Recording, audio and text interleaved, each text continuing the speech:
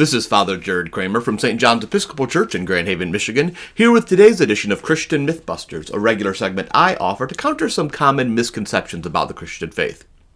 If your household is anything like mine, there's a song that inevitably seems to be playing at some point during the day right now, Pink Pony Club by Chapel Roan. Given that her songs often explore themes of same-sex relationships and queer identity, along with her openness about leaving her Christian upbringing, she's not exactly the favorite artist of many Christians in America right now.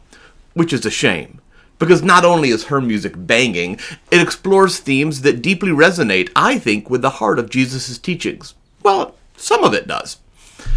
So this week I'd like to break the myth that Chapel Roan is not for Christians and even try to explore what the gospel according to Pink Pony Club might look like.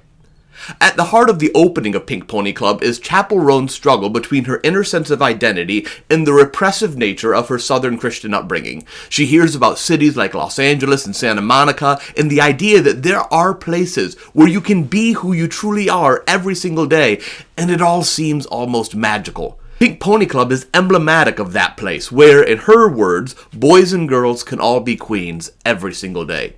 Even the sexuality of the song, that line about lovers in the bathroom, is not truly just about unbridled sexuality, but is referring to the way that bathrooms and other public spaces became the only way queer people could connect and find community because it simply was not safe to find sexual relationships anywhere else. So what does all of this have to do with Christianity and the gospel? Well, one of the several fundamental claims of Jesus was that if the Son makes you free, you will be free indeed.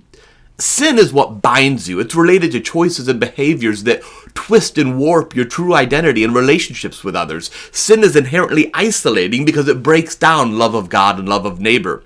When Christianity builds repressive cultures and systems that keep people from being who God created them to be, it builds systems of sin that hurt, demean, and destroy.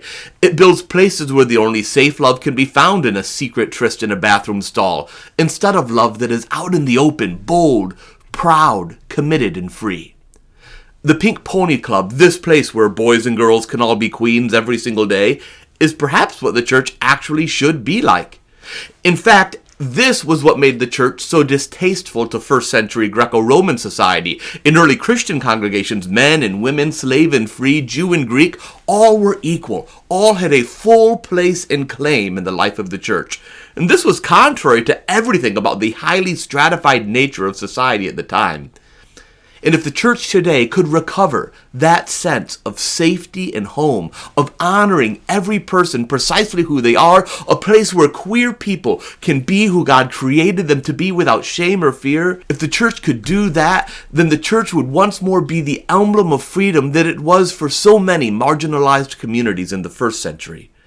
Then people wouldn't be forced into secretive places to find furtive experiences of love and connection because their love would be honored and celebrated is revealing God's unbridled love for us. And then I think we would all dance. And our dance would join the constant self-giving dance of love that is the Holy Trinity. A constant giving of love between the three persons of the Godhead that is so intense we confess that they are simultaneously three persons in one being of complete love. Pink Pony Club, God, the church, a place where boys and girls can all be queens every single day. That's the church I want to build. Perhaps you'll come and help me. Thanks for being with me. To find out more about my parish, you can go to sjegh.com. Until next time, remember, protest like Jesus, love recklessly, and live your faith out in a community that accepts you, but also challenges you to be better tomorrow than you are today.